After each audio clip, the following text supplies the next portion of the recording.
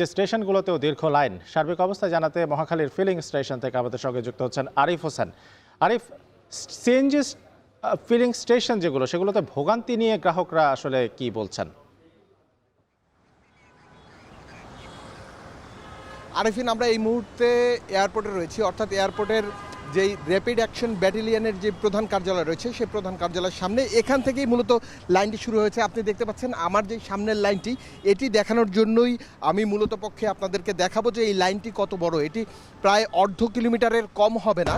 আমরা এখানে যারা ড্রাইভার রয়েছে তাদের সাথে কথা বলেছিলাম, এছাড়া সিএনজির যারা চালক রয়েছে তাদের সাথেও আমরা কথা বলেছি। তারা বলছেন 2 থেকে 3 ঘন্টা করে থেকে তাদেরকে এক এক করে গ্যাস নিতে হচ্ছে, তাও তীব্র সংকট। কোনো কোনো ক্ষেত্রে গ্যাসের যেই স্টেশন রয়েছে সেটি আধা ঘন্টা 1 ঘন্টা, কোনো কোনো ক্ষেত্রে 2 ঘন্টা পর্যন্ত বন্ধ থাকছে, কারণ গ্যাসের যেই চাপ রয়েছে সেটি কিন্তু পাচ্ছে না। সুতরাং প্রত্যেকটি যে গাড়ি রয়েছে 2 থেকে 2.5 ঘন্টা 3 ঘন্টা অপেক্ষা করেই তারপর তাদের গ্যাস নিতে হচ্ছে। আপনি দেখতে পাচ্ছেন লাইনটি কত বড়। এছাড়া এই যে ব্যবসা একটি গরম, এই গরমে গাড়ির ভেতরে দাঁড়িয়ে থাকাও চালকদের জন্য তীব্র ঝুঁকি তৈরি করছে।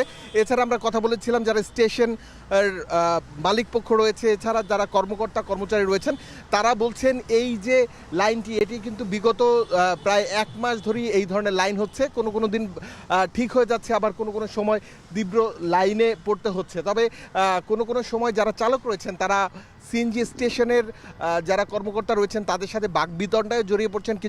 কিছুক্ষণ আগে আমরা দেখলাম যা অ্যাম্বুলেন্সের যেই গ্যাস নিচ্ছেন সেই গ্যাসেও কিন্তু কিছুটা সমস্যা হচ্ছে এবং সেই সমস্যা অনেকটা তীব্র। এছাড়া যারা সিএনজি স্টেশনের কর্মকর্তা কর্মচারী রয়েছেন তারা বলছিলেন যে গ্যাসের চাপ খুবই কম, এছাড়া যেই আয় রয়েছে সেটিও কিন্তু তলানিতে ইতিমধ্যেই নেমে গিয়েছে।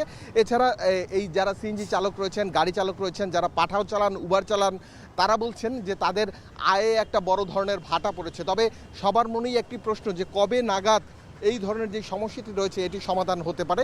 এজন্য তারা বিভিন্নভাবে চেষ্টা করছেন, জানতে চাচ্ছেন, কোনো কোনো সময় বাকবিতণ্ডায় অনেকটা জড়িয়ে পড়ছেন। তবে সবচেয়ে বড় যে সমস্যাটি আরিফিন, অধিকাংশ গ্যাস স্টেশনই কিন্তু বন্ধ রয়েছে, কারণ সেই গ্যাস স্টেশনগুলো যেই পরিমাণ চাপ থাকা দরকার সেই পরিমাণ চাপ কিন্তু ওখানে কোনোভাবেই দেখা যাচ্ছে না, যার ফলে একটি ঝামেলায় পড়তে হচ্ছে। যেই স্টেশনগুলো খোলা রয়েছে সেই স্টেশনগুলোয় বাড়তি কিন্তু একটি চাপ পড়ছে। আমরা সকাল থেকে বলছিলাম যে মহাখালীর বিভিন্ন গ্যাস স্টেশনের চিত্র। এখন এই যে গ্যাস স্টেশনটি চালু রয়েছে, তবে গ্যাসের যে চাপ রয়েছে সেটি খুবই কম।